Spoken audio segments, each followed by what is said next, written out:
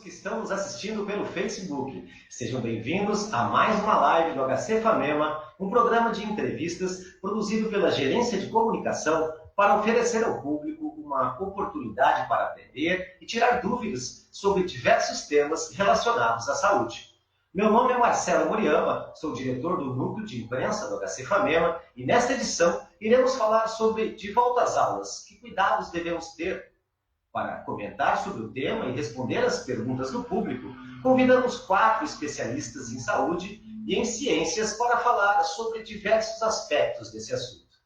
São eles o professor doutor em Física da FATEC de Pompeia, Dr. Hannes Fischer, o epidemiologista do HC Famema, Dr. Carlos Rodrigues da Silva Filho, o cardiologista do Hospital Universitário da USP, Dr. Márcio Sommer Bittencourt, e o psiquiatra e psicoterapeuta, Dr. Juliano Rubatino Rodrigues.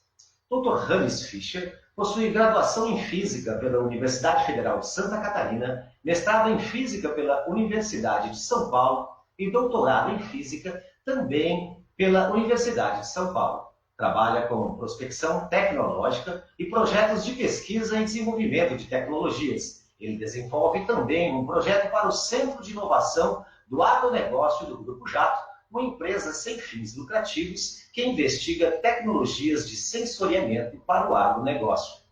Já o Dr. Carlos Rodrigues da Silva Filho possui pós-doutorados em avaliação de tecnologias em saúde, em educação médica e em lideranças e gestão pela Universidade de Ottawa, Canadá. Ele fez seu doutorado em medicina interna e terapêutica pela Universidade Federal de São Paulo, o mestrado em epidemiologia clínica também pela Universidade Federal de São Paulo e a residência em clínica médica no Hospital do Servidor Público Estadual de São Paulo. Sua graduação é de educação médica na Universidade de Ottawa, no Canadá. Ele ainda tem especialização em saúde coletiva, geriatria e gerontologia, medicina do esporte, acreditação de serviços de saúde e educação médica, e atualmente é professor e chefe da disciplina de Medicina Interna da FAMEMA, é médico regulador de medicações de alto custo do Ministério da Saúde e é o coordenador da Medicina Interna do Núcleo de Segurança dos Pacientes do HC FAMEMA, entre outras funções e atividades ligadas à educação, saúde e cidadania. O Dr. Márcio Sommer Bittencourt possui graduação em Medicina pela Universidade Federal do Paraná, residência em Clínica Médica pelo Hospital das Clínicas da Faculdade de Medicina de Ribeirão Preto e em Cardiologia pelo Instituto do Coração do Hospital das Clínicas da Faculdade de Medicina da Universidade de São Paulo. Seu mestrado em Saúde Pública foi pela Universidade de Harvard, em Boston, nos Estados Unidos. Defendeu doutorado em Cardiologia no Instituto do Coração da Faculdade de Medicina da Universidade de São Paulo e realizou pós-doutorado em Pesquisa Cardiovascular no Hospital da Universidade de Harvard, em Boston, nos Estados Unidos. Tem experiência na área de medicina, com ênfase em cardiologia, imagem cardiovascular e epidemiologia clínica. Ele é médico do Centro de Pesquisa Clínica e Epidemiológica do Hospital Universitário da USP.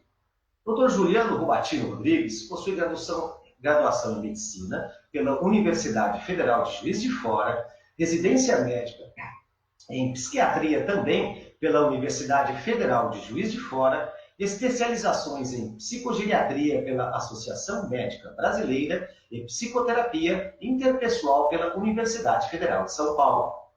Sejam todos bem-vindos à Live HC Famema, um programa de educação em saúde do Hospital das Clínicas da Faculdade de Medicina de Marília. O tema de hoje, de volta às aulas, quais cuidados devemos ter? Neste momento, eu gostaria de chamar a superintendente do HC Famema, a doutora Paloma Libânio, para dar as boas-vindas ao público e aos especialistas convidados. Boa noite a todos. É com muita alegria que nós fazemos mais uma live HC Famema, sempre com essa intenção de educar a população, de levar informação de qualidade, de esclarecer os temas que estão aí sempre gerando tantas dúvidas. Então, eu queria agradecer a cada um que está aqui hoje, assistindo essa live. Espero que aproveitem bastante. Estamos aqui com excelentes profissionais que, com certeza, vão tirar todas as dúvidas de vocês. Sejam muito bem-vindos. E eu queria fazer um agradecimento especial a todos vocês que estão aqui fazendo essa live hoje, Dr. Hannes, Dr. Carlos, Dr. Márcio, Dr. Juliano.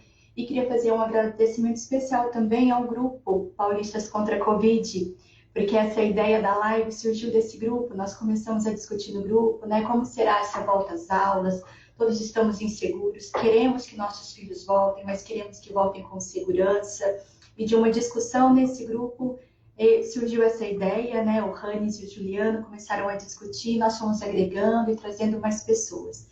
Então, eu queria agradecer a todos vocês por disponibilizarem o tempo e o conhecimento de vocês, que são as duas coisas que nós temos de mais valor, que é o nosso tempo e o nosso conhecimento. Obrigada de coração vocês. Pessoal, sejam muito bem-vindos e aproveitem a nossa live. Obrigado, doutora Paloma Libani, por suas palavras. E dando continuidade ao programa, vamos chamar os especialistas para que façam uma rápida exposição sobre o tema de hoje. De volta às aulas, quais cuidados devemos ter? Logo após seus pronunciamentos, abriremos então o espaço para que eles respondam às perguntas inscritas na enquete das redes sociais e nos comentários do Facebook, que está hospedando esta transmissão de vídeo ao vivo do HC Famema. Gostaria então de convidar neste momento o professor de Física, Dr. Hannes, para fazer a sua apresentação. Oi, pessoal, então, muito obrigado pela oportunidade, Dr. Paloma, e vamos dar início à nossa apresentação. Eu vou falar sobre as principais formas de transmissão do SARS-CoV-19, né, o que a gente sabe, qual é o estado da arte, da ciência hoje, né, e o que a gente pode fazer para nos proteger, né, para que a gente não seja infectado. Então, primeiro eu vou mostrar para vocês rapidinho do que o ar é feito, porque a gente vai ver mais para frente que a principal forma de transmissão é o ar, né? Então, só para vocês perceberem, né, o ar é basicamente feito por essas moléculas aí, nitrogênio, oxigênio, argônio, água, dióxido de carbono e um monte de coisinhas aí que são quantidades extremamente baixas, como moléculas de perfume, moléculas de peidos, vírus, bactérias, fungos, poeira, pólen, pássaros, aviões, tem até pássaros e aviões no ar. Inclusive, se vocês quiserem sentir o ar, peguem a mão e jogam o ar contra a cara de vocês, vocês vão perceber que tem muita coisa no ar. Só que a gente não enxerga, a gente não vê essas coisas, né? Só para vocês terem uma ideia aqui, do lado direito, nós temos as partículas emitidas quando nós falamos, cantamos, e nós emitimos basicamente gotículas e aerossóis, como vocês estão vendo no gráfico superior direito aqui. As gotículas são partículas grandes que caem muito rápido no chão, elas são muito pesadas. Inclusive, quando você fala muito perto de uma pessoa, de vez em quando você deve receber uma cuspida, né? Essas são essas partículas grandes mesmo, né? Por isso a gente deve manter um certo distanciamento quando a gente está conversando. E os aerossóis são partículas muito menores, em quantidade muito maior, mas mesmo assim, os aerossóis ainda são 1000 vezes maior do que as moléculas de oxigênio, nitrogênio e assim por diante. Por isso elas conseguem passar tranquilamente pelas máscaras, né? A gente não precisa ter medo nenhum de morrer sufocado com as máscaras que tem aí, essas máscaras boas, né? E uma curiosidade, hoje temos mais ou menos 1 quilo de vírus do Covid circulando no mundo inteiro. Você vê, 1 quilinho, né, fazendo um estrago que está fazendo. Aqui nós temos do lado esquerdo, do lado direito inferior, nós temos uma outra figurinha mostrando um círculo de 1 micrômetro e o vírus aqui no meio, onde a seta vermelha está apontando, só para vocês terem uma ideia de quão pequeno que é esse vírus aí. Aqui o SARS-CoV, né, coronavírus, aqui comparado com outras partículas de pó, né, outras células, pólen e assim por diante. Então, novamente, as principais formas de transmissão são por gotículas, são as gotas maiores que caem para o chão rapidinho, aerossóis, né, e fomites, né, que são objetos, né, superfícies e assim por diante. Mas hoje nós sabemos que as duas primeiras são as mais relevantes. Nós vamos explicar isso um pouco mais para frente. Aqui está mostrando, né, uma simulação de uma pessoa com máscara em cima, onde as gotículas vermelhas são as pesadas, que caem no chão rapidinho, e os aerossóis azuis são as gotas muito pequenininhas que saem do nosso pulmão. E depois de 14 segundos, as no ar. Em cima é uma pessoa sem máscara, abaixo com máscara, né? Então você vê como a máscara protege principalmente das gotículas maiores. Aqui mostrando um pouquinho do que um aerossol, essas gotas muito pequenininhas que conseguem flutuar no ar por horas, são compostas. Elas são basicamente compostas pelo vírus, que são essas bolinhas vermelhas aqui, glicoproteínas, né, que são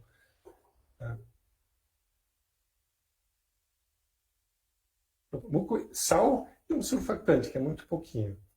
E na hora que o ar sai dos nossos pulmões, ele arrasta junto consigo, né, essas gotículas. Por isso que quando a gente fala, acaba preenchendo o ambiente. Depois, quando essas gotículas ficam no ar por alguns segundos, elas acabam secando, né? A água ela evapora muito rápido, porque a umidade relativa do ambiente fora do pulmão geralmente é muito menor do que dentro do pulmão. E finalmente vocês têm aqui uma partícula, um aerossol, né, que já tem muita pouca água e é basicamente um condensado de vírus, proteínas, sal e um pouquinho de surfactante. Então esse aqui é o famoso aerossol que vocês ainda vão escutar falar muito, já ouviram falar muito, né? Então sempre imaginem quando vocês estiverem com outras pessoas num ambiente fechado, todo mundo fumando, né? Porque isso dá uma ideia boa. Como a gente não consegue enxergar essas partículas muito pequenininhas, apesar de elas existirem, isso nos dá uma ideia muito clara de quão terrível que é a situação, né? Se não tiver ventilação. Agora eu vou falar um pouquinho das melhores máscaras. Nós temos... Eu recomendo basicamente essas 3 máscaras aqui, né? Essa aqui a doutora Angela Merkel está usando na PFF2, nesse caso específico uma chinesa. Vocês veem que o presidente Macron do lado está usando uma cirúrgica, mas essa cirúrgica está muito mal ajustada. Ela também é excelente, mas ela deixa o ar passar livremente. E em cima nós temos uma moça que está usando uma máscara cirúrgica com uma borracha que prende essa máscara no rosto para que todo o ar seja filtrado, né? Passe pela máscara e não pelos lados. A Amanda Gorman, aqui não sei se alguém conhece, ela usou um outro truque, ela usou uma máscara caseira por cima de uma cirúrgica, né? Talvez essa não seja a melhor opção, mas também é uma opção bem melhor do que simplesmente usar uma máscara cirúrgica. Qual a diferença de uma máscara cirúrgica, do lado esquerdo aqui, uma N95, por exemplo, PFF2, para uma cirúrgica? A cirúrgica ela tem geralmente 3 camadas, ela não tem essa camada estrutural que deixa ela mais rígida, né? Mas do ponto de vista de filtragem, ela é tão boa quanto, né? Por isso, o ideal sempre é usar um outro suporte para, se você está usando essas máscaras cirúrgicas, né, para fixá-la bem no rosto. Então, aqui está mostrando, né, em cima uma pessoa não usando máscara, que tudo que está no ar ela vai inspirar. Se ela usar uma máscara caseira ou uma máscara cirúrgica que sem ajustá-la direito no corpo, vai filtrar o ar umas 2 vezes, ou seja, vai entrar só 50%. E se ajustar bem a máscara, vai filtrar 100 vezes mais. Ou seja, do lado direito a gente tem esse gráfico mostrando essa diferença, né? Então uma máscara cirúrgica ela é melhor que uma máscara caseira, mas ela tem um fator de contenção só de 2,7 vezes. E quando você ajusta ela, você tem um fator de filtragem 100, 200 vezes maior. É muito importante a máscara bem ajustada, né? E essas máscaras não são caras, inclusive as N95 você encontra por menos de R$2, tá pessoal? As cirúrgicas muito mais baratas ainda. Aqui eu fiz rapidinho uma simulação mostrando qual o risco de você pegar o Covid, né, numa sala de 100 metros quadrados, com pé direito 3 metros, com 15 alunos e um professor se reunindo 7 vezes por dia, por 45 minutos, durante 100 dias. Estou sendo que depois a gente tem a vacina, né? Ou seja, 700 exposições em 45 minutos. Se não tiver ventilação e ninguém estiver usando máscaras, o risco de pegar Covid é em torno de 14%, rodando 1000 simulações. Se não tiver ventilação, mas usar uma máscara boa, bem ajustada, já cai para 2%. Se tiver uma ventilação razoável e máscaras caseiras, o risco é em torno de 7%. Agora, vamos melhorar isso aqui. Vamos usar uma ventilação razoável, né? As janelas de uma porta aberta, por exemplo, com uma máscara boa, já cai para 1%. E se a gente colocar um ventilador na porta para permitir que o ar, né, externo, limpo de coronavírus, lave a sala, porque o ar literalmente lava a sala do coronavírus, né? Aí a gente reduz ainda mais o risco. Aqui também um outro desenho mostrando isso aí, né? Fatores de risco, né? Um é um risco baixo, 8 é um risco alto.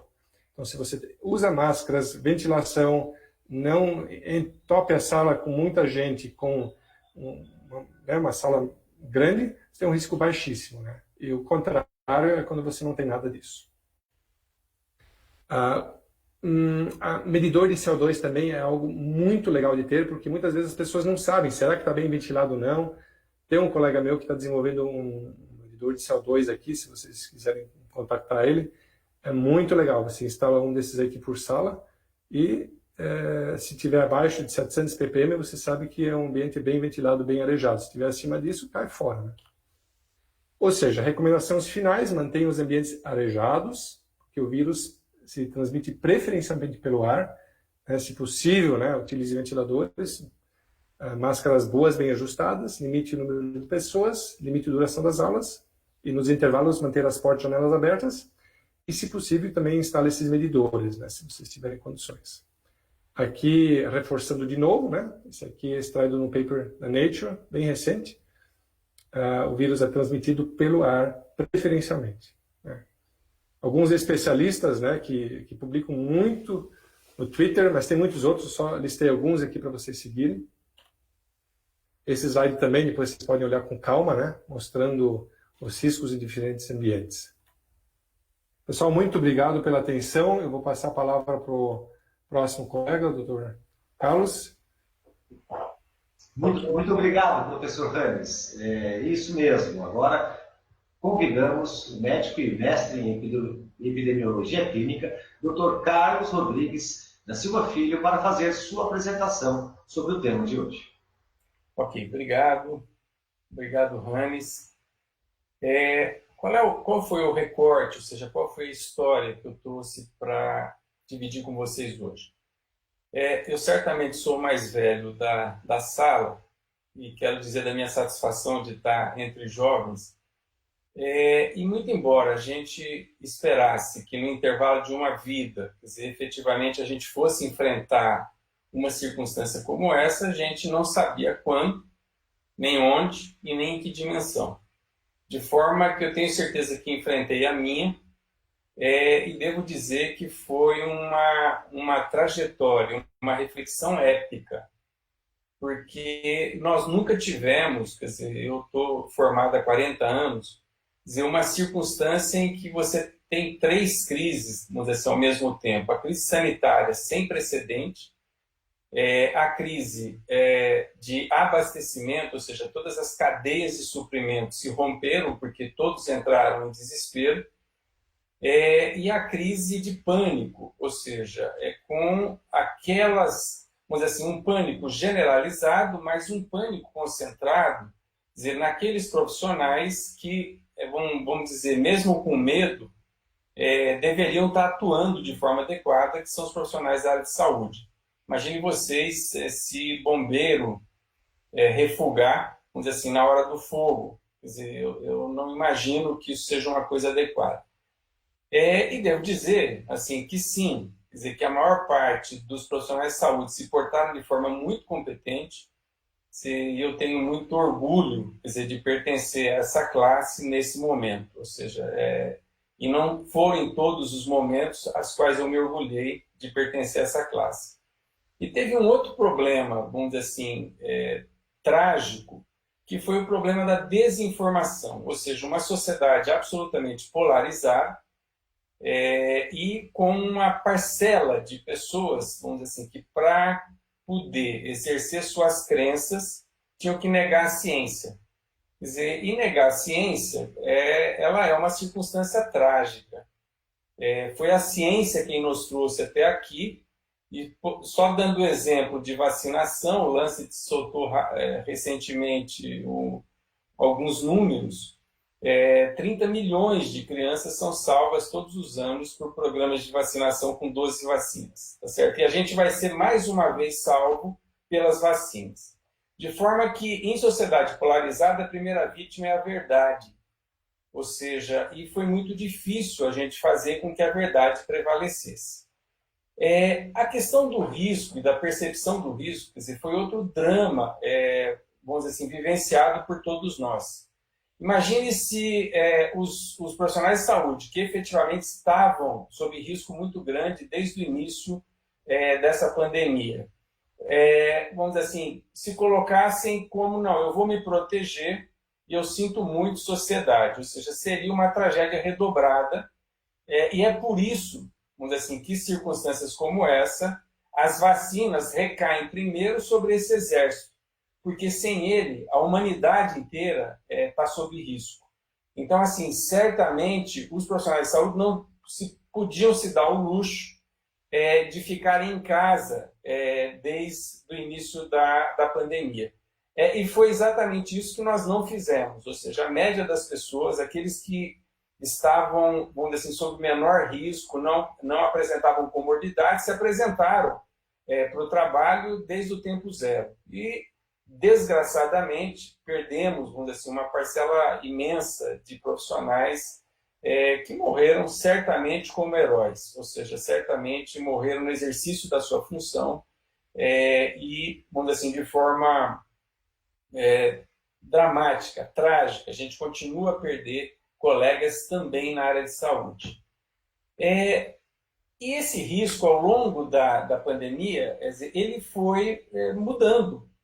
Ou seja, a gente não conhecia essa doença. Essa doença era uma doença nova e nós tivemos que entender, ao longo da tentativa de suporte, tratamento e controle, toda a sua fisiopatogenia. Ainda que nós não a entendamos completamente nesse momento, a gente já entende muito da fisiopatogenia, ou seja, parece ser uma CIS, ou seja, uma reação inflamatória sistêmica, desencadeada por um vírus, quer dizer, com um componente trombótico bastante importante e, vamos dizer assim, de forma muito particular, uma sindemia, ou seja, que ataca de forma muito focada os portadores de comorbidade, ou seja, aqueles que já eram vulneráveis, vamos dizer assim, passaram a ser as vítimas principais desse tormento, dessa agressão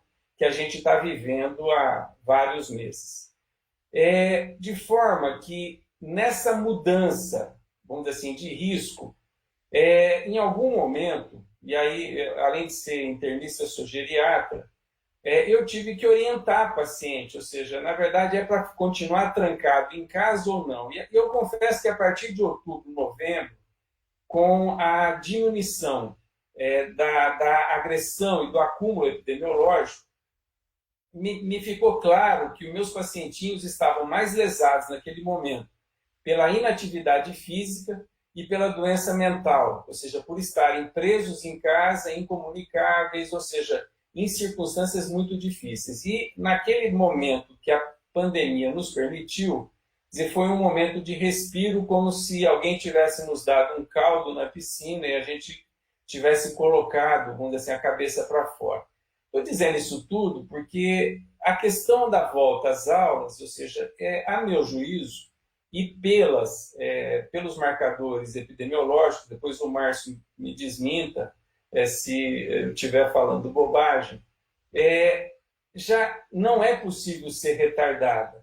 Ou seja, na verdade, existe um ônus ou seja, você tem poucas formas de fazer ascensão social. E a ascensão social ela não é econômica, no sentido só econômico. Ela tem a ver com o autocuidado, a qualidade de vida e o cuidado dos seus descendentes. Ou você nasce com alguma virtude especial, é um bom jogador de futebol, é um artista, vamos dizer assim, talentoso, ou você é um traficante, ou você vamos dizer, dá sorte, ganha na loteria, mas a forma mais consistente de ascensão social é a questão da educação. E existe, do ponto de vista econômico, quer dizer, formas de você saber o impacto, vamos dizer assim, na vida dessas crianças, se elas permanecerem mais do que 40 semanas, vamos dizer assim, enfurnadas, engordando, se agitando, com a sua saúde mental perturbada, e demandando de mães, quer dizer, como nunca demandaram, de mães e pais. Então, assim, me parece que nesse momento, e levado em conta a questão do início da vacinação, da circunstância, vamos dizer assim, que poderiam nos colocar em risco de crianças que moram com avós, por exemplo, ou seja, mais algumas semanas, provavelmente esses avós estarão vacinados e algum tempo depois imunizados, não se sabe por quanto tempo. Nós temos hoje professores esgotados, vamos dizer assim, do processo de ensino-aprendizado intermediado por tecnologia, e crianças totalmente fora da sua sociabilidade necessária a seu crescimento. Então, eu estou entendendo, quer dizer, nesse momento, eu confesso a vocês, eu estou pondo aqui a minha cara a bater, que eu torci para que a liminar dada para os sindicatos e para as questões corporativistas dos professores fosse derrubada. Porque eu estou entendendo que a gente vai ter que voltar para a escola, as nossas escolas deverão se preparar para isso de forma monitorizada. É possível que surjam surtos localizados que levem vamos dizer assim, a suspensão das atividades, mas dado que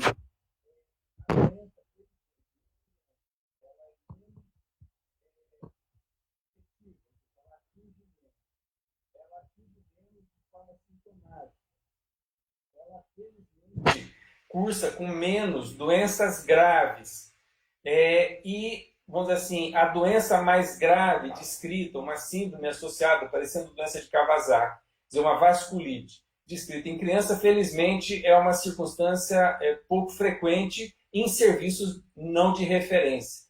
Ou seja, levado em conta essa coisa toda, e a primeira vez que eu vivenciei no Brasil política pública baseada em evidência, ou seja, emanada do centro de contingência do governo, instalado pelo governo do Estado de São Paulo, ou seja, na qual sentaram pessoas, vamos dizer assim, que eu posso ter uma discordância aqui ou ali, mas tenho um enorme respeito, vamos dizer assim, pelo trabalho e pela contribuição científica. Ou seja, dessa forma, orientada pela sala, com os cuidados sanitários necessários, e eu diria, Hannes, que a máscara N95, ela é muito pouco utilizada, inclusive no ambiente hospitalar. Ou seja, ela não é cômoda, ela leva à distorção, vamos dizer assim, da colocação, e, vamos dizer assim, certamente, se fôssemos utilizá-la, vamos dizer assim, do ponto de vista populacional, não teríamos para todo mundo, porque existe uma crise de suprimento. Então, eu diria que uma máscara cirúrgica ou uma máscara de algodão, vamos dizer assim, protegida duplamente, bem ajustada à face, porque o que se vê atualmente, vamos dizer assim, são máscaras nos queixos ou máscaras como adereços, ou seja, ora no pulso, ora no pescoço. Máscara adequadamente utilizada, ambiente arejado, a triagem de temperatura em casa e na escola, e, vamos dizer assim, uma vigilância sanitária para tentar identificar os pequenos surtos certos, ou seja, eles vão ocorrer.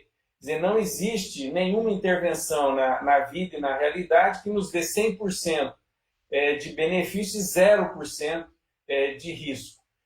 Eu acho que a gente atrasaria menos do que a pandemia o fez, o desenvolvimento psicomotor dessas crianças, a alimentação para aqueles que não têm alimentação em casa, a não obesidade, a socialização e todas essas coisas que as escolas certamente nos oferecem em todas as fases da nossa vida. E aí a gente está falando não só das crianças pequenas, mas nós estamos falando de 1/3 da população do Estado de São Paulo que, de uma forma ou de outra, vamos assim, está envolvida no processo de ensino-aprendizado. Ou seja como professor, seja como estudante nos 3 ciclos de estudo. Então, eu estou entendendo e estou defendendo que com a proposta, vamos dizer assim, advinda da sala, do centro de contingência, e da Secretaria de Educação, nós efetivamente deveríamos progressivamente reinstalar a volta às aulas em todos os ciclos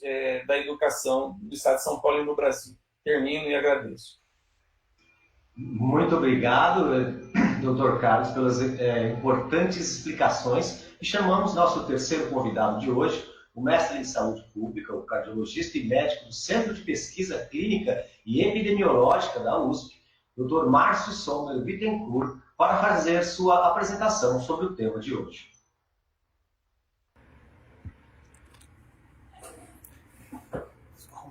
Então vamos lá, pessoal. Boa noite ou boa tarde, obrigado pelo convite. Eu vou direto ao assunto do que foi perguntado com relação às aulas e eu queria começar delimitando um pouco o que a gente vai falar. Eu acho que são circunstâncias diferentes dependendo da faixa etária que a gente vai falar. A prioridade de reabertura e de retorno das aulas depende de algumas características das crianças, tanto do ponto de vista clínico e epidemiológico, quanto do ponto de vista didático de aprendizado. A gente tem que separar as crianças muito, muito pequenas, perfil creche, pelo menos até 1 ano de idade, acho que é um grupo diferente.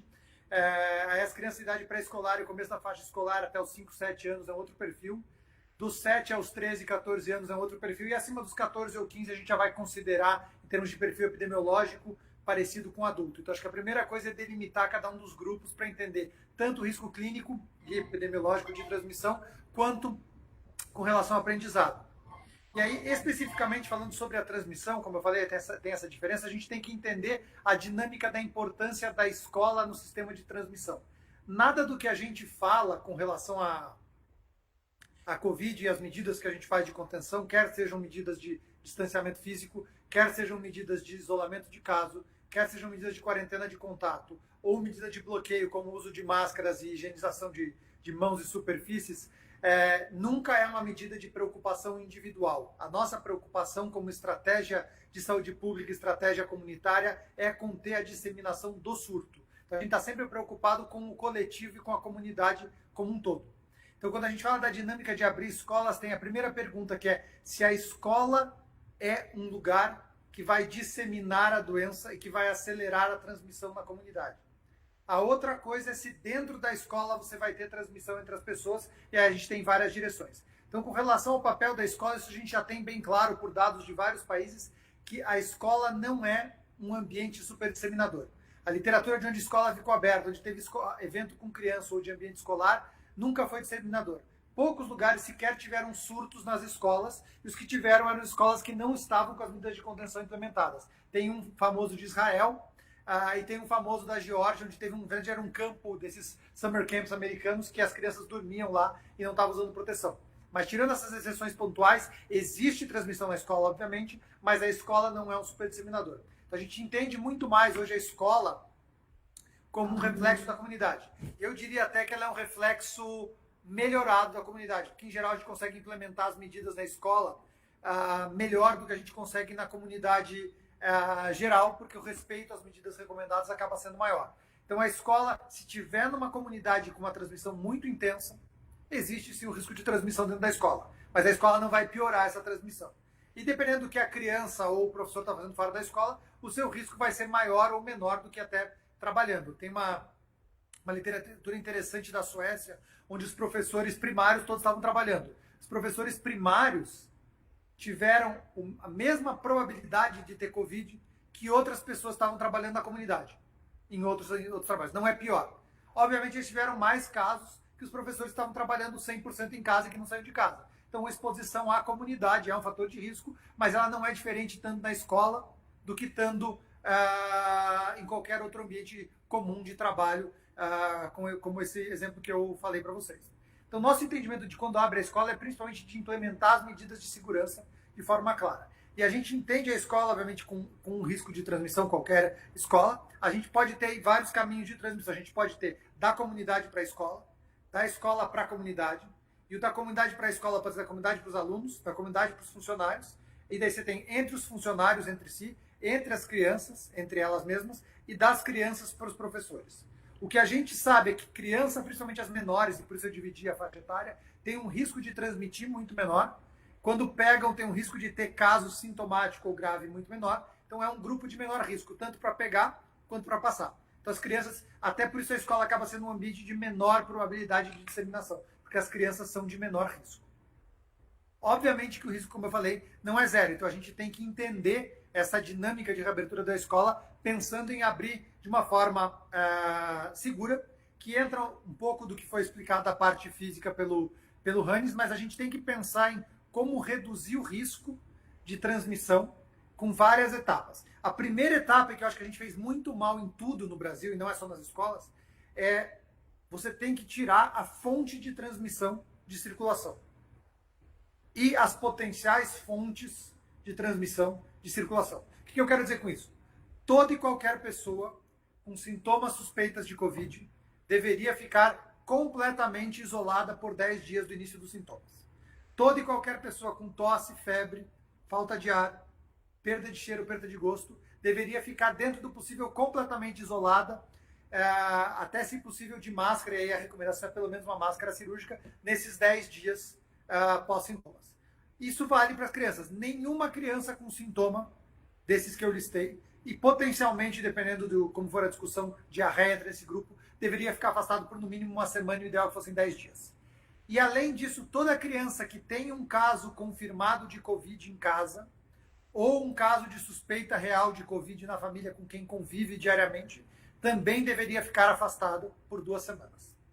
Então a primeira coisa é que quem é caso e quem é contato de caso não deve ir para a escola nesse período e não deve circular normalmente, não só as crianças, mas também familiares e também funcionários da escola. Então a primeira estratégia super importante é retirar os casos e os contatos de circulação. Dá para fazer isso com questionário de sintoma com as crianças, dá para reforçar isso com os pais. Tem extremos de medida de temperatura, que é uma medida que não faz quase diferença nenhuma, é muito fraca a importância, mas principalmente essas pessoas não devem circular. Só isso já reduz de forma substancial o burden de transmissão que a gente vai ter.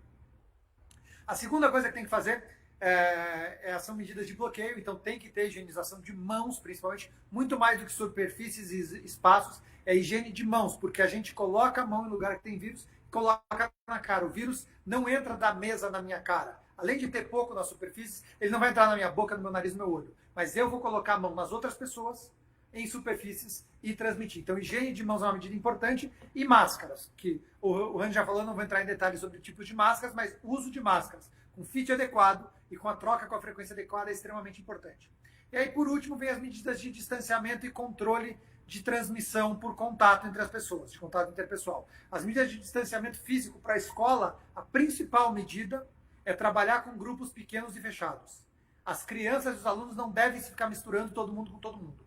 O ideal é entrada escalonada e saída escalonada, intervalo na sala ou intervalo fora escalonado, não é para os grupos interagirem muito. Se uma criança só convive com 10, o pior surto que um caso que escapar pode fazer são 10 crianças. Como a taxa de ataque é bem menor, vai pegar mais uma criança ou mais nada. Se todas as crianças interagem com todas as crianças o tempo inteiro, um caso pode tornar o surto muito maior na escola.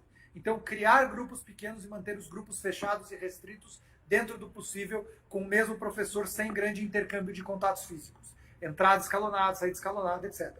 Procurar usar todo o espaço do ambiente escolar, espaço de área externa. Se alguém vai usar área externa, divide a sala normal em 2 grupos para diluir entre as salas, manter janela aberta, manter ambiente ventilado e manter o distanciamento dentro do possível entre alunos e professores e no contato entre as pessoas. Então, na verdade, não é nada diferente do que a gente recomenda, mas existe uma certa sistematização, principalmente nessas bolhas que tem que ficar fechado, no seguir as recomendações de manter o distanciamento, idealmente de 1,5 m, 2 entre as pessoas, a maior parte do tempo, manter os ambientes ventilados e abertos e, se possível, diluir o número de pessoas no mesmo ambiente. Ao invés de usar uma sala de reuniões com uma mesa pequena, com um monte de gente sentada em volta e em pé na fila de trás, usar um ambiente maior. Vários lugares do mundo estão usando os ginásios, os ambientes desportivos como espaços de sala de aula ampliado, diluindo as turmas e tomando esse tipo de medidas.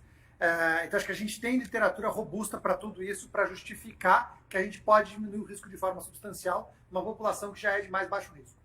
E eu só queria terminar comentando um pouco com relação à parte de ensino.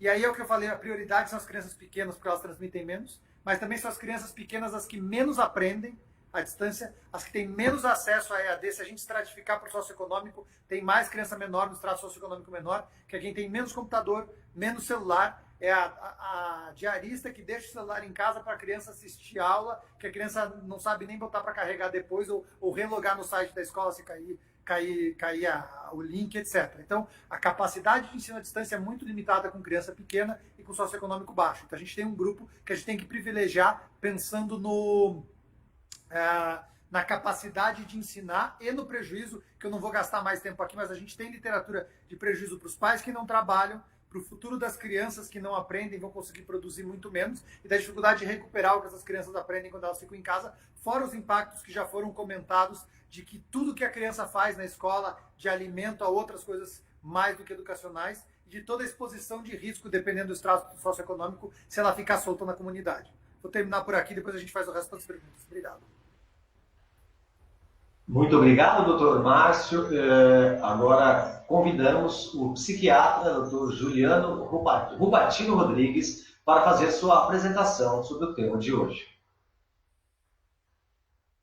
Muito obrigado, meus amigos. Muito obrigado, doutora Paloma, o Hannes, o Carlos Rodrigues, o Márcio, que estão aqui junto conosco hoje para que possamos refletir uma vez mais aí sobre um tema fundamental ao longo da pandemia, né? A pandemia tem sido para nós uma grande escola.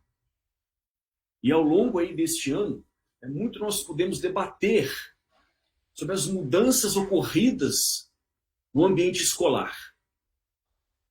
Faz um ano que o primeiro caso de infecção por coronavírus foi confirmado aqui no Brasil. Desde então, passamos por grandes aprendizados. Ao lidar com o desconhecido, a natureza das incertezas levaram a possibilidades das mais diversas. Desde um cenário de milhões de mortes em um ano, até o de poucas centenas foi aventado.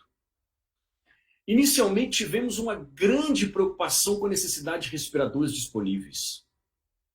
Hoje, aqueles que foram infectados pelo coronavírus e desencadearam insuficiência respiratória e sobreviveram a esta terrível sensação são testemunhas da importância dos meios ventiladores mecânicos.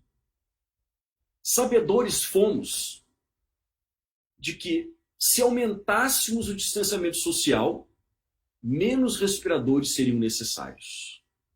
Mas se não fosse possível manter um grande isolamento, impreterível seria uma oferta enorme de aparelhos respiratórios. Pensamos, estudamos e buscamos muitas medicações para o coronavírus. De fato, aprendemos que todos que tivemos disponíveis por aqui, nenhuma diferença fizeram. Mas hoje somos agraciados pelas vacinas. Chegaram. As vacinas estão aí. Né? Em tempo recorde, estão aí as vacinas. Compreendemos a fundamental importância das máscaras desde cedo, o que permitiu a manutenção de muitas atividades ocupacionais. Aqueles que assim fizeram, viveram aquilo que foi chamado de um novo normal. Né? Vivendo de máscaras com um certo distanciamento. O trabalho é exatamente a necessidade do trabalho que muito debate trouxe ao longo dessa gestação de conhecimentos que o coronavírus nos traz. Dentre as muitas atividades laborativas, as escolas tiveram seus métodos modificados. Não é propósito aqui fazer juízo se esta ou aquela decisão foi acertada. Porém, nos cabe entender e propor ótimas condições de saúde dentro dessas decisões que foram tomadas. Em um momento, nós compreendemos que se fosse necessário reabrir o comércio, que em alguns momentos foi fechado, igrejas, outros aí,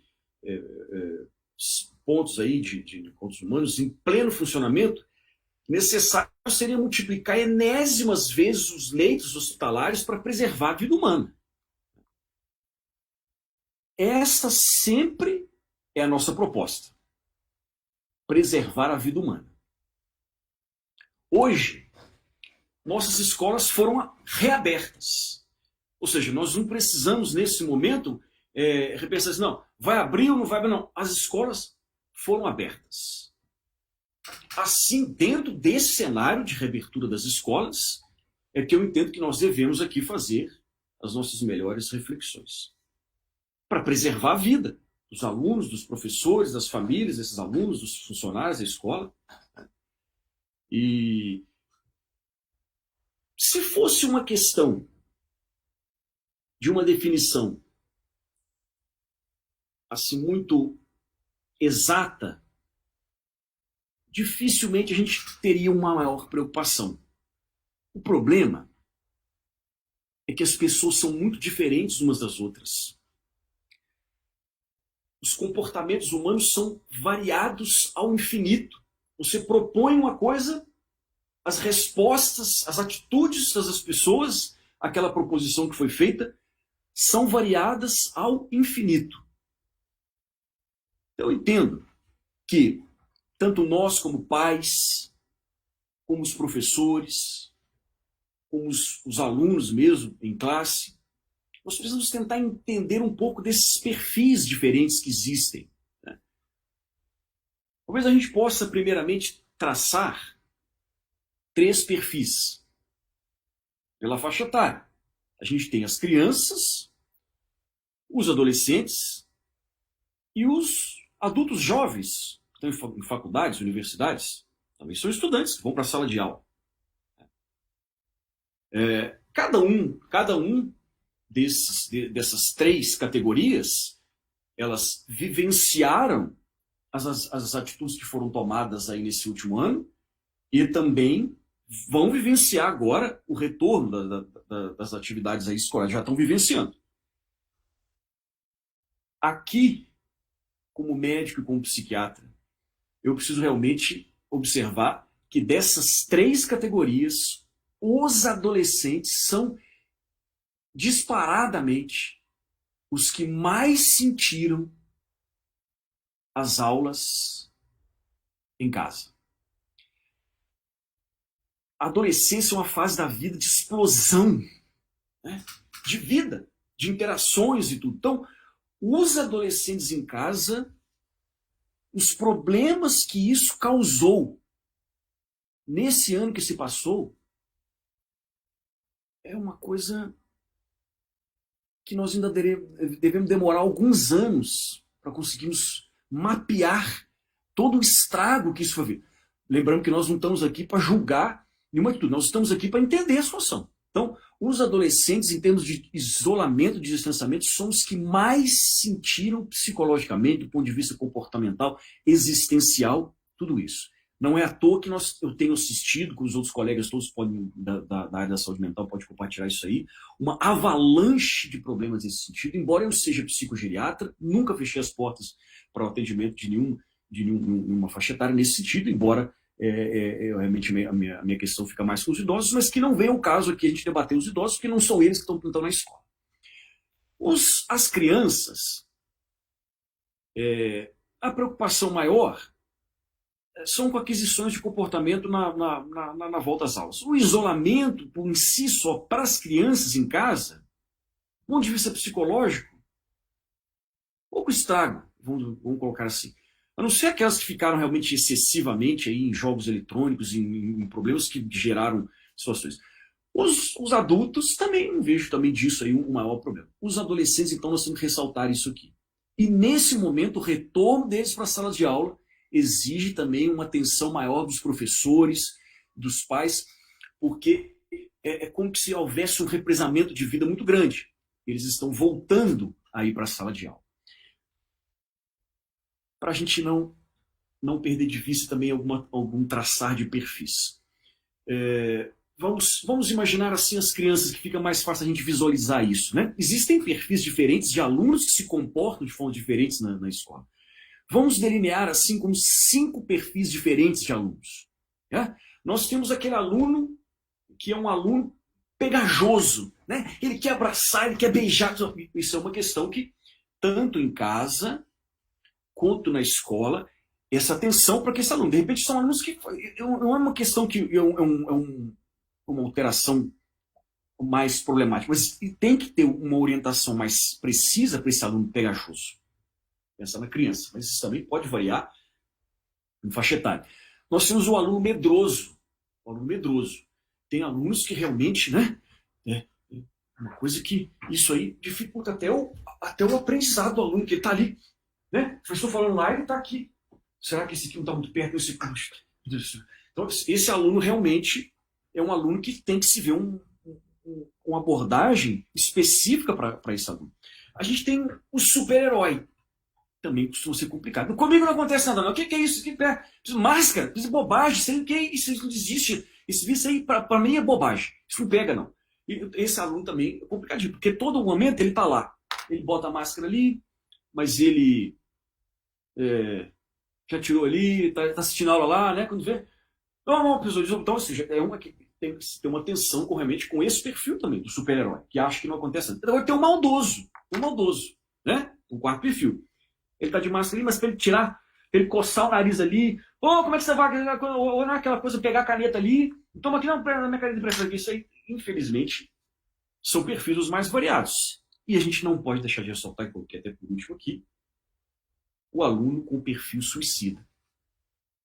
Temos que ter uma atenção especial para estes, que nesse momento agora, a gente pode, né, mas não estou... O aluno aqui que vem e se coloca numa condição emocional de isolamento há tanto tempo, às vezes com famílias desestruturadas. Na hora que ele sai, ele pode realmente ser um... Não vamos alongar nisso aqui, porque senão a gente ficaria aqui tudo. Mas esses perfis só para chamar a atenção de cada um desses detalhes. Né? E a gente tem que ressaltar que as vacinas estão aí. Elas são para nós a resolução definitiva de todo esse problema. Vamos deixar para que as perguntas aí esclareçam talvez alguma dúvida aí. Muito obrigado. Muito obrigado, doutor Juliano. E encerrando as apresentações sobre o tema de hoje, iniciamos agora as perguntas do público para os convidados. Perguntas essas que foram enviadas pela enquete que fizemos nas redes sociais e por aquelas que estão sendo inscritas nesse momento ao vivo nos comentários do Facebook. Uma delas é a da Graziela Marafiotti, que pergunta: quantas crianças de uma mesma turma precisam testar positivo para a Covid para se considerar um surto em uma escola? Quem que poderia responder essa pergunta, doutor Márcio? Eu posso comentar. Na verdade, não tem um número mágico, uma definição. Tudo que a gente está fazendo em Covid, a gente está aprendendo conforme a gente vai caminhando. A maior parte dos lugares tem definido que uma criança, estando contaminada em uma turma, a gente vai imaginar, inclusive, que o caso nem é de origem da escola, e a única orientação é a contenção da criança. Se a criança expôs de forma intensa as outras crianças, pode ser recomendada até a quarentena da turma inteira.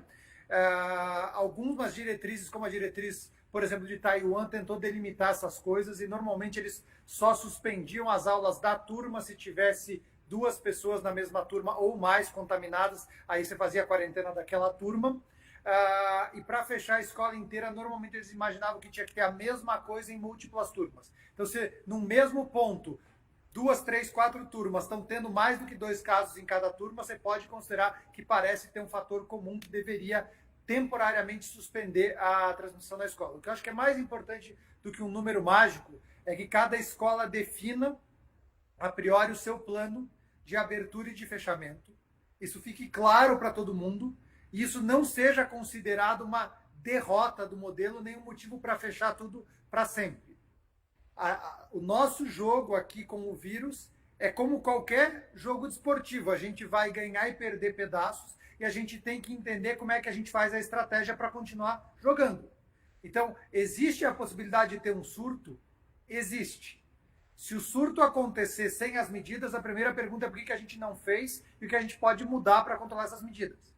Mas, idealmente, a gente deveria ter as medidas estabelecidas e, inclusive, a regra. Se a mesma turma tiver 3 alunos, a gente vai parar a turma inteira, vai todo mundo fazer de quarentena 15 dias em casa e depois volta. Não tem problema. Isso não é uma falha do sistema. Isso é um acerto do sistema que tem um nível de alarme que vai parar na hora certa. Então, acho que é importante que a escola tenha métricas para definir quando ela fecha uma turma, ou quando ela isola só o aluno, ou quando ela precisa fechar a escola inteira. Pode acontecer um surto, a gente pode ter surto de salmonela numa escola, pode ter surto de um monte de coisa, e pode precisar temporariamente conter até entender o que está acontecendo. E às vezes até procurar a causa de transmissão. O que passou, porque como é para ter em bolha, o que passou entre todas as turmas que veio tudo de uma vez? A gente tem que ir atrás, tem que pesquisar. Então, existe a probabilidade de fechar. Eu só não acho que um caso, como teve agora uma notícia, acho que de Campinas, de algum lugar assim, tem 1 ou 2 casos na escola inteira, com a nossa transmissão comunitária, uma hora vai ter. Isso não quer dizer que a gente fez tudo errado, nem que a gente não pode abrir de novo. Muito pelo contrário, a gente tem que estar preparado para isso, ter regra escrita, ter planejamento, ter orientado os pais e tomar as medidas de acordo com a circunstância que foi idealmente pré-determinada. Obrigado, doutor Márcio. Pergunta da Carla Iannini Quartaroli. Ela pergunta se na sala de aula, se tiver ar-condicionado, pode ser transmitido o vírus. Vamos estendendo um pouquinho melhor essa pergunta.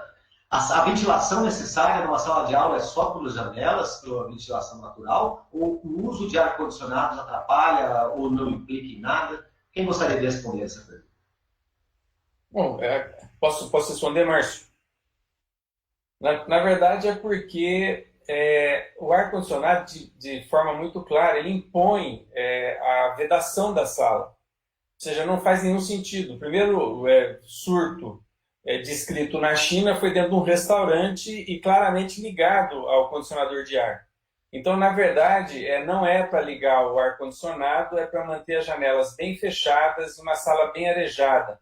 Ou seja, inclusive com portas abertas e, como o Márcio colocou, se utilizar das áreas mais amplas da escola, ou seja, até quadras e tudo mais, para que você efetivamente, da mesma forma como o Hannes colocou, tenha certeza da baixa concentração de CO2 e da boa ventilação dessa área. Perfeito, muito obrigado. Pergunta a pergunta é: quais orientações em relação à postura nas escolas que devemos passar aos nossos filhos adolescentes e menores de 6 anos? Bom, uma pergunta um pouco confusa, mas busquem querer entender que orientações, aliás, deve ser dado aos estudantes nesse processo de estar retornando à escola. Eu posso responder. Acho que as orientações é o que eu comentei. Ainda mais adolescente que tem capacidade de entender bem. Criança pequena é uma coisa um pouco mais complicada, mas tem que entender que tem que usar máscara o tempo inteiro, que tem que manter o distanciamento das outras pessoas o tempo inteiro e que não é para interagir com a escola inteira fora do seu grupo de interação. Acho que são as principais coisas. O 2 metros não é o mais difícil. O problema é não querer abraçar na hora que chega e não querer conversar com a outra turma, encontrar todo mundo, principalmente na saída da escola. Para adolescente, dentro da escola, acho que ainda tem um mínimo de controle. O problema é na saída. Você controla tudo dentro da escola, na porta da escola todo mundo se encontra, se abraça e resolve, sei lá, ir no bar ou ir na praça na frente da escola por grupo de 50 pessoas. Aí vai estar errado e não é culpa da escola. É culpa do que a gente está fazendo fora do ambiente escolar. Então, acho que entender que todas as recomendações são para ser mantidas, inclusive, fora do ambiente escolar ou fora da sala de aula, mesmo nos outros ambientes escolares. Perfeito, muito obrigado. Outra pergunta: qual a indicação do uso de máscaras para crianças com menos de 5 anos de idade? Isso pode trazer algum problema para elas? A recomendação atual é abaixo de 2 não é para usar. a partir de 2 anos, considera que a criança não consegue usar direito, respirar direito e não vai dar certo. Então, menos que 2, não. De 2 a 5 tem uma certa discussão da efetividade da criança usar direito, mas não tem problema. Então, acho que fica um limite flexível. Mais que 5 é para usar, menos que 2 não é para usar. No intermediário, eu acho que depende da capacidade de você orientar a criança a entender e até se for na escola do professor, minimamente conseguir controlar. Perfeito, obrigado. Uma pergunta agora sobre saúde mental. O que podemos fazer para cuidar da saúde mental de nossos filhos que já ficaram em 2020 em confinamento domiciliar? Esse é um momento de adaptação, ou de readaptação que nós estamos passando agora nesse momento inicial. Então, ou seja, como eu disse, a questão dos adolescentes é algo que o isolamento que eles ficaram foi realmente algo extremamente prejudicial para essa etapa de vida, mesmo que alguns possam até, muitos, nem descreverem um estado de sofrimento. Mas isso marca um momento de vida. A atenção que eu acho que nós precisamos de pensar como família é oferecer um ambiente familiar o mais agradável, o mais aconchegante, o menos conflituoso no momento que já está sendo vivenciado tantos estragos aí fora. Então, a família realmente tem um compromisso ímpar nesse momento agora. Não apenas com a questão das crianças, como com todos, né? Uma série de situações que precisam ser poupadas aí de conflitivos. Então, para a gente poder sintetizar isso aí, o que a família pode fazer? Buscar realmente melhorar o seu convívio dentro de casa. Muito obrigado. Outra pergunta é: que cuidados, que orientação, que atenção os pais devem ter para verificar e vistoriar se a escola está adequada para receber o aluno agora nesse processo de retomada? Tem algumas dicas, orientações para o pai ficar atento, para ir lá verificar na escola, até para fiscalizar e acompanhar todo o processo? Eu não sei se tem uma dica específica. Assim, o que eu esperaria é que qualquer escola conversasse com os pais e trouxesse a comunidade das famílias para dentro da escola para participar do entendimento de como é profissional, inclusive porque os pais fazem parte da orientação e os pais fazem parte das medidas de contenção. Dependendo da idade da criança, é o pai quem vai ter que checar se ela tem sintoma ou não. Então, acho que os pais têm que estar envolvidos não só com a fiscalização da escola, mas eles são parte do planejamento das coisas, tá? Na minha opinião. Perfeito. Mais uma pergunta, talvez até emendando, doutor Márcio. O senhor chegou a citar na sua apresentação, mas estão perguntando assim, até mais detalhes, qual que é, na hora do recreio, como que a escola deve lidar, então, para evitar até surtos e essa troca de bolhas ali? O que a maior parte dos colégios fora dos países tem recomendado é que não tenha intervalo aberto para as crianças saírem para fazer as coisas, ou que isso seja escalonado. Cada turma tem um horário para sair, não é um intervalo das 10 às 10h20 para todo mundo. São escalonados em horários diferentes ou em dias diferentes. Um dia uma turma sai, a outra não, e faz um intervalo dentro de sala. Você fica livre, mas dentro de sala. A única forma de conter é escalonando. Se todas as crianças saírem no ambiente comum, é impossível de controlar as crianças de interagirem entre si, ainda mais as crianças menores ou colégio muito grande. Acho que é impossível. Muito obrigado. Gostaria de avisar a todos que estão nos assistindo que já estamos chegando perto do fim do programa e que iremos apresentar algumas perguntas a mais e em breve estaremos encerrando. A pergunta agora é com relação ao uso de um equipamento, se isso ajuda ou não. A pergunta da Alessandra Dias Souza: fazer uso de purificador de ar em salas de aula ajudaria? Tipo Steriler? Olha, a Steriler, eu acho que não. Ele é muito, ele vai fazer um efeito muito pequenininho, né? O que ajudaria, de fato, são purificadores maiores, profissionais mesmos, né? Que conseguem filtrar essas partículas, esses aerossóis. Mas isto talvez aqui no Brasil não seja tão necessário, porque as temperaturas em geral são muito altas, a não ser que você queira manter o ar-condicionado ligado o tempo todo, né? Mas o custo de uma implementação de uma solução dessas é muito maior do que simplesmente ventilá-la bem com ventiladores, por exemplo. Márcio, Dr. Carlos, alguma outra observação? Eu diria que não tem indicação nenhuma de ficar fazendo nada de filtração de ar. A gente não tem que complicar as coisas que a gente tem que fazer. Tem que deixar a janela aberta, tem que arejar o ambiente, tem que espaçar as pessoas. As coisas que complicam normalmente acabam substituindo o que funciona, fazendo coisas que não funcionam. É igual essas coisas de colocar o carrinho do mercado na ultravioleta, limpeza de sola de pé na entrada. É um monte de estratégia que a gente gasta energia e esforço fazendo o que não precisa, e como o nosso esforço e concentração é limitado, o resultado disso quase sempre é uma piora das estratégias que importam. Exatamente, a gente acaba focando no que é menos importante, na rota de transmissão menos significante, né? Então, as rotas de transmissão mais importantes são o ar, e a forma mais barata é manter arejado e usar máscaras boas, né? E essas máscaras cirúrgicas com aquele apetrecho de borracha que eu deixei no link nos comentários do Facebook, para você adaptar a máscara bem, para não vazar, né? Eu não sei se tem alguma coisa muito pior que essa, né, hoje em dia.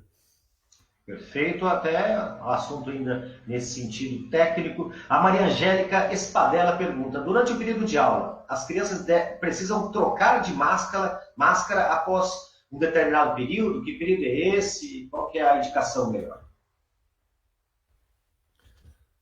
Bem, talvez uma máscara encharcada talvez não teria uma função tão adequada, né? Então, se as máscaras começam a ficar muito encharcadas, muito, né, sujas, lógico, é bom trocar elas, né? E o bom é que a gente, inclusive as máscaras cirúrgicas, eu fico reutilizando, né? Porque se você compra umas 5, usa todo dia uma diferente, ou a cada, sei lá, 4 horas troca ela, depois quando você pegar a 5ª ou a 10ª, de novo, ela já vai estar, vamos dizer assim, livre do vírus, né? Pode ser que tenha outras coisas lá em cima, né? Por isso é bom trocar depois algumas vezes. Mas eu reutilizaria tranquilamente umas 10 vezes essa máscara. Se você quiser esterilizar um pouquinho melhor, bota num forninho a 70 graus por meia hora. Alguma outra sugestão, pessoal? Não. Perfeito. Bom, lembrando que estamos chegando ao fim, a nossa última pergunta. Vamos indicar o Dr. Carlos, e quem quiser complementar, fica aberto aqui. A escola que não estiver cumprindo o protocolo determinado, as regras aqui até destacadas e recomendadas pela Secretaria de Educação, tem algum lugar para denunciar? Veja, eu ia até falar sobre isso. Eu acho assim, nós vivemos um país judicializado. Então, assim, para qualquer coisa, procura-se a Defensoria Pública e a Promotoria. Eu imagino que essa escola que o Márcio propõe, ou seja, de que a família esteja junto, discutindo, porque é de interesse coletivo, não vai precisar denunciar ninguém, dizer que as coisas não estão funcionando, porque de forma dialógica vai se resolver esse problema. Então eu peço ao Ministério que fique longe disso, ou seja, assim, essa questão ela é grave demais para ficar, vamos dizer assim, interferindo todo o tempo, como é de praxe fazer em relação ao aparato médico. Então, assim, médico, eu digo em saúde. Então, eu diria que a melhor forma da gente lidar com isso é efetivamente expropriar o conhecimento, conversar, trazer os pais para a escola e fazer com que os protocolos sejam funcionais. Caso não forem, discute-se e corrige. Ou seja, nós estamos numa circunstância onde a transparência e a capacidade de se moldar é fundamental para que a gente sobreviva. Mais alguém gostaria de fazer algum comentário? Não, eu só quero me deixar à disposição também, né, se algum pai, algum professor, né, tem alguma dúvida, né, sobre a questão de dimensionamento da sala, se a ventilação está adequada, né, como fabricar máscaras, porque em 10 minutos você não fala muito, né. Essa minha apresentação teria que ser, podia levar 2, 3 horas tranquilamente. Então, contem comigo também, caso possa auxiliá-los em alguma questão técnica. Muito obrigado. Mais alguém?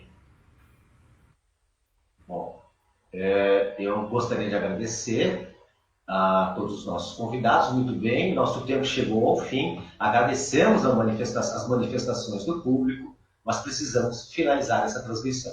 Gostaríamos de agradecer novamente a participação dos especialistas convidados, do público presente, e espero que todos tenham gostado. Desejamos uma excelente noite, uma semana produtiva e até a próxima live HC Famema. Neste momento, damos por encerrada esta transmissão de mais uma live HC Famema, nesta edição sobre o tema de volta às aulas, quais cuidados devemos ter. Um abraço. Tchau.